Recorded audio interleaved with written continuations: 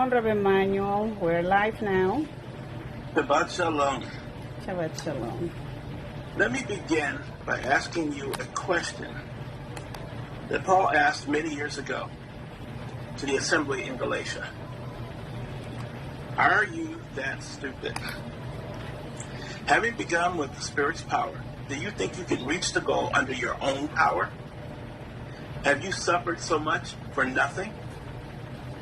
If that's the way you think, your suffering certainly will have been for nothing. What about God who supplies you with the Spirit and works miracles among you? Does he do it because of your legalistic observance of Torah commands, or because you trust in what you heard and are faithful to? It was the same with Abraham. He trusted in God and was faithful to him, and that was credited to his account as righteousness. Be assured then that it is those who live by trusting and being faithful who are really the children of Abraham.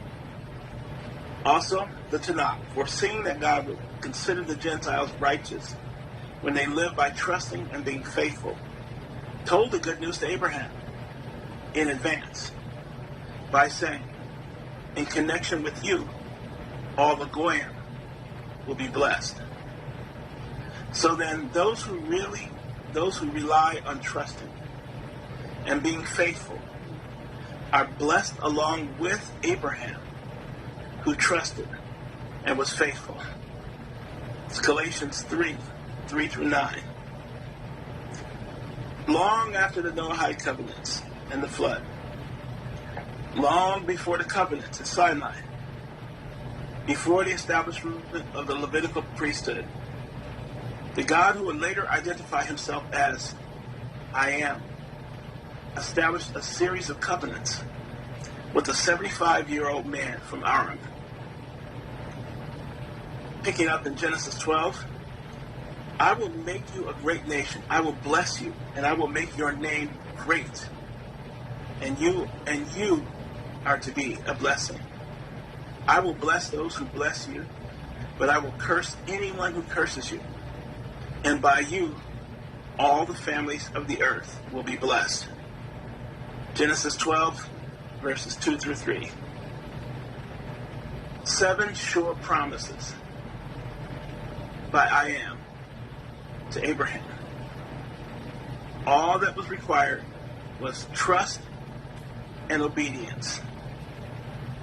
If Abraham had stayed in the luxuries of the city or even procrastinated, he would not have received the promises. Many of us have been called. We, like Abraham, have left the comfort of our lives' seeming trajectory. Some more drastic than others. Some of us are raising our children's children, and we struggle. Some of us can see the things we want and need, but we can't lift an arm to reach out to them or even run to attain them because our legs and arms just don't work the way they used to. Some of us have been asked to be patient, while others have lost someone.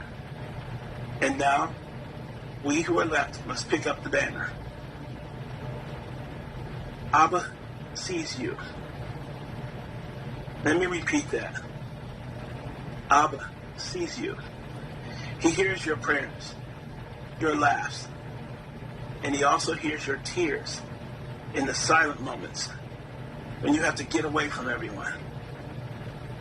Do not mistake his silence for being busy with someone else, and do not fear. He is right there walking beside you. You are his children. And a parent never leaves a young child just learning to walk. Yes, the Lord asked Abraham to leave his home and his family and to go to a foreign land, but he never departed from his friend. Every step he took, the Lord walked with Abram. And Abram knew the Lord was with him.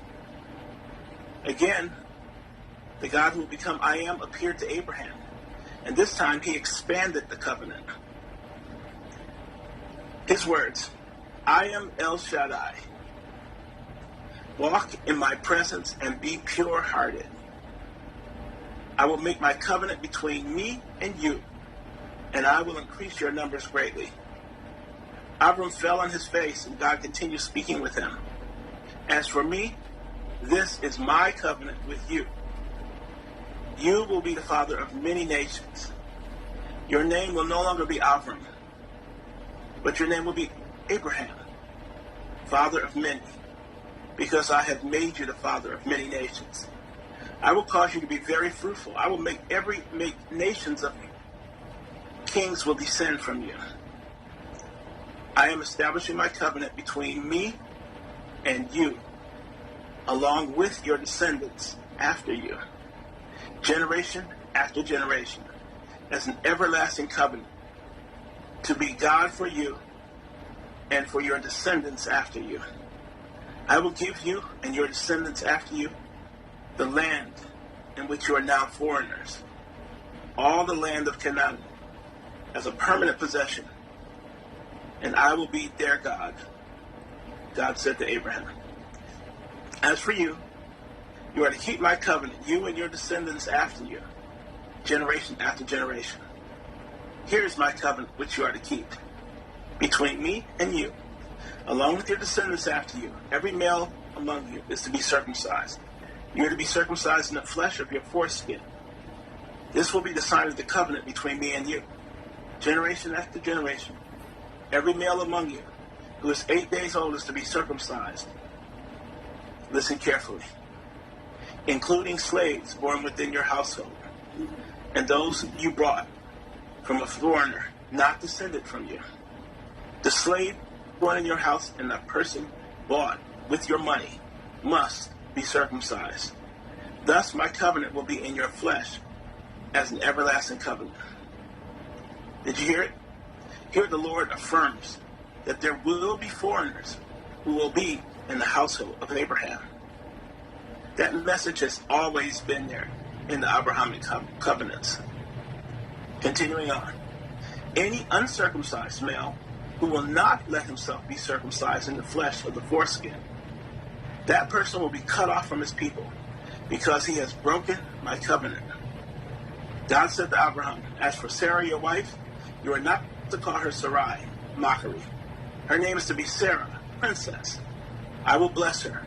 Moreover, I will give you a son by her. Truly, I will bless her. She will be mother of nations. Kings of peoples will come from her. At this, Abraham fell on his face and laughed. He thought to himself, will a child be born to a man 100 years old? Will Sarah give birth at 90? Abraham said to God, if only Ishmael could live in your presence. God answered, no, but Sarah your wife will bear you a son, and you are to call him Yitzhak, Isaac, which means laughter. I will establish my covenant with him as an everlasting covenant for his generations after him. But as for Ishmael, I have heard you. I have blessed him. I will make him fruitful and give him many descendants. He will father 12 princes, and I will make him a great nation. But I establish my covenant with Yitzhak, whom Sarah will bear to you at this time next year. With that, God finished speaking with Abraham and went up before him. Genesis 17, 1 through 22. Now, thinking back what I introduced with this discussion with, perhaps what Paul said seems harsh. But it comes from confidence and knowing that the Lord is with him. And he alone has defeated sin. And now his Spirit is working in us, even when we cry and struggle, and all we hear is silence. By the days of Yeshua, many people believed righteousness came only through tradition and sacrifices. And some believed men were righteous because they were descended from Abraham and that they were circumcised. Those who believed those things were in error. And that error became more glaring as the Lord began to call uncircumcised Gentiles, the Goyim. Paul does not disqualify those who are circumcised from being descendants to Abraham. He doesn't have to, even if he had the power, because in circumcision there is a clause of refusal, first in body, but also in spirit. Then there is this clause that seems on the surface impossible to fulfill. The error lies not in recognizing and failing to act upon the clause of the promises. The one we often overlook to get right to the juicy gifts of the promise. Here's the clause. Walk in my presence and be pure-hearted. Now these words are interpreted many ways in different versions, in different translations. Some translations say walk. Others say be pleasing. One version says live in constant awareness. That's from the ISV. Then we have the second part. Again, translated differently in different versions, different translations of the Bible. Be pure-hearted. Do what is right. Be blameless.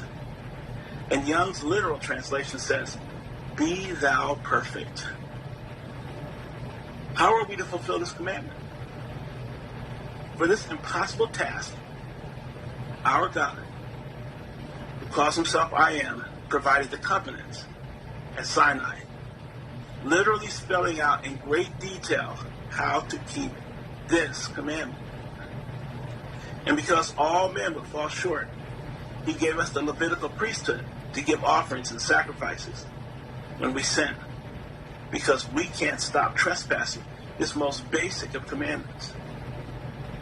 In Matthew 5, Yeshua stands not upon a mountain in thunder and fire and horns blaring, but as a man.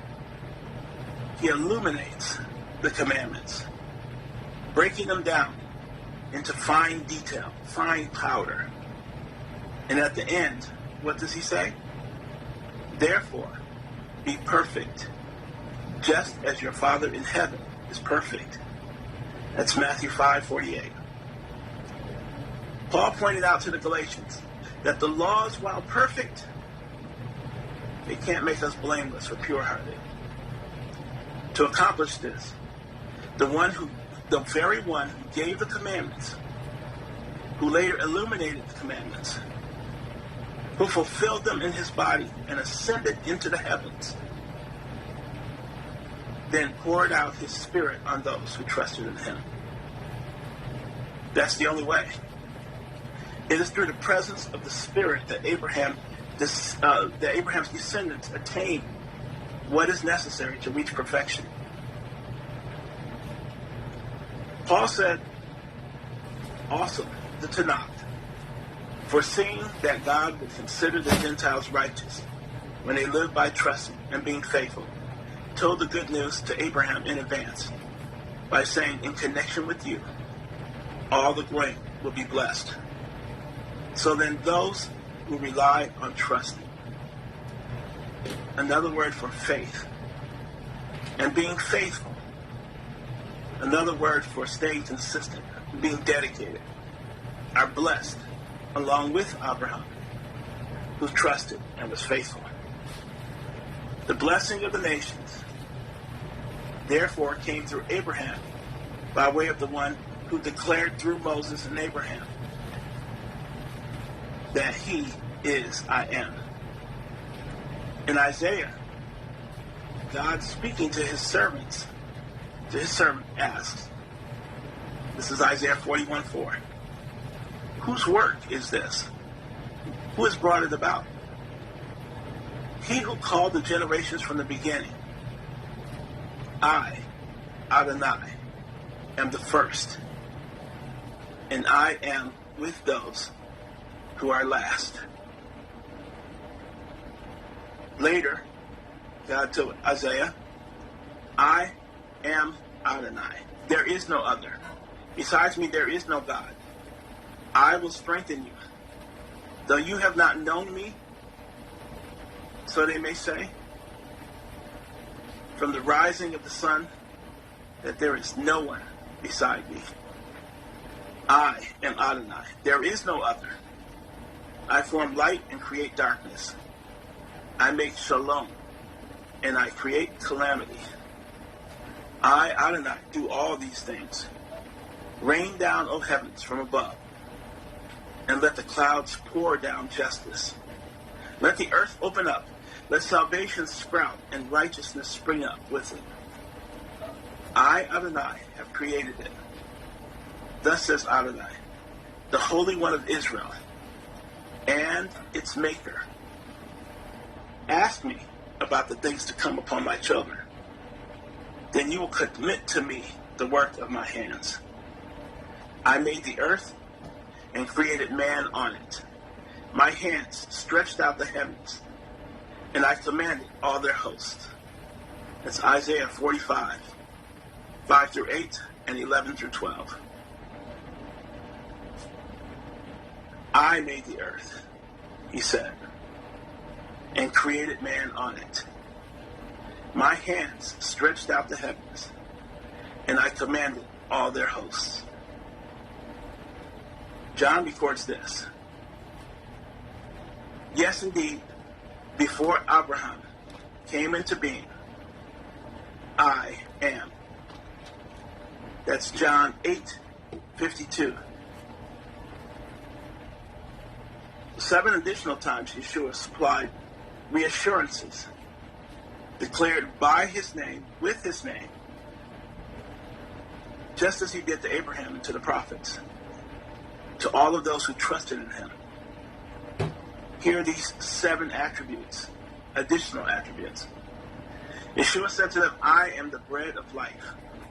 Whoever comes to me will never be hungry. Whoever believes in me will never be thirsty. Yeshua said, I am the bread of life. When he says I am here in these 7 passages, it's different from the I am without the predicate. For those who study English, we need subject, verb, predicate. So therefore saying I am, not saying anything more, becomes a name. So he says, I am the bread of life. John 6:35. And then in John 8:12, he says, Yeshua spoke to them again saying, I am the light of the world. The one who follows me will no longer walk in darkness, but will have the light of life. I am the gate, he says in John 10, verse 9. If anyone comes in through me, he will be saved. He will come and go and find pasture. I am the good shepherd. The good shepherd lays down his life for the sheep. John 10:11. John 10:11, I'm sorry. The resurrection and the life. Yeshua said to her, I am the resurrection and the life. Whoever believes in me, even if he dies, shall live. And whoever lives and believes in me shall never die. Do you believe this? John 11:25-26. The way, the truth, and the life. Yeshua said that I am the way, the truth, and the life. No one comes to the Father except through me. John 14:6. I am the vine. You are the branches. The one who abides in me, and I in him, bears much fruit. For apart from me, you can do nothing. Sounds like what Paul was trying to say to the Galatians. It comes from John 15:5. In Jerusalem, at the temple, Yeshua states plainly, who is this I am? The Judeans at that time said to him, now we know for sure that you have a demon. Breaking into the thought. Abraham died, and so did the prophets. Yet you say, whoever obeys my teaching will never taste death. Abraham Avinu died. You aren't greater than he, are you? And the prophets also died. So who do you think you are? Yeshua answered, if I praise myself, my praise counts for nothing. The one who is praising me is my Father, the very one about whom you keep saying he is our God. Now you have not known him, but I do know him. Indeed, if I were to say I don't know him, I would be a liar like you. But I do know him, and I obey his word. Abraham, your father, was glad that he would see my day. Then he saw it and was overjoyed. While you're not yet 50 years old, the Chaldeans replied, and you have seen Abraham? Yeshua said to them, yes, indeed. Before Abraham came into being, I am. That's John 8:52 through 58. Now let's look back. Let's look back a little further back. God said to Moses, Inye Asher Inye, I am. I will be what I am. What I am will be. And added, here is what to say to the people of Israel. Inye, I am, or I will be, has sent me to you. God said further to Moses, say this to the people of Israel. Yud He Vav He, that name that we translate in our Bibles as Adonai.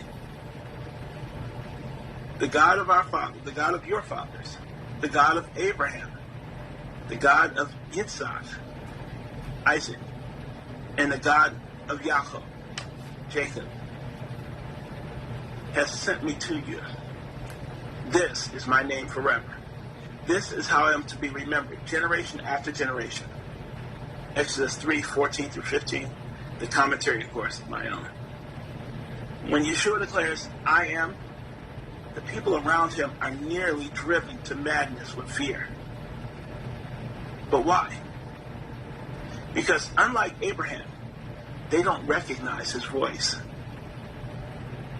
Because people have rejected the whole teachings by this time, replacing the command to become perfect with sacrifices and rituals. In doing so, they blinded themselves to the true riches of the promises of the seed of Abraham, the Lamb of God, who in his body took away the penalty of death, and who grafts us today into his eternal life. The good news is that the Lord, I am, is still sending out the call to his sheep. And many, both circumcised and uncircumcised, are hearing his voice and searching for places to find a community. We are that community, people. We are to become that community. So now, as we come to the end, let me remind you two things about Abraham from this reading, from this Parashah. Abraham knew the voice of the Lord. He was his constant companion, as he is with us today. So when the man spoke to him in the desert, he knew him already. Number two, Abraham trusted in the words of the Lord and was faithful long before the Torah and the commandments were written. At Sinai, his trusting and obedience was accounted to him as righteousness. Let me say that again. Abraham trusted in the words of the Lord and was faithful long before the Torah and the commandments were written at Sinai. It was his trusting and obedience which was accounted to him as righteousness. And let me leave you with two important blessings that we benefit from but we often overlook. Abraham used his friendship with the Lord to negotiate a blessing on every dwelling place, every city where men and women have collected. If there be 10 righteous men in a city, that city will be spared from destruction. Some people have asked, why hasn't God destroyed the world now? Why didn't he just wipe out everybody who sinned, blot them all out? You can thank your brother Abraham for that. He negotiated a treaty of peace with our God. Lastly, Abraham trusted if he had to kill his only son, for whom the promises had been given, that the Lord would raise him up from the dead to fulfill his promises. And because he believed, I am his friend from heaven, became flesh, and walked among men, and made a way through himself, through his body, that all nations on earth can come through him and have eternal life.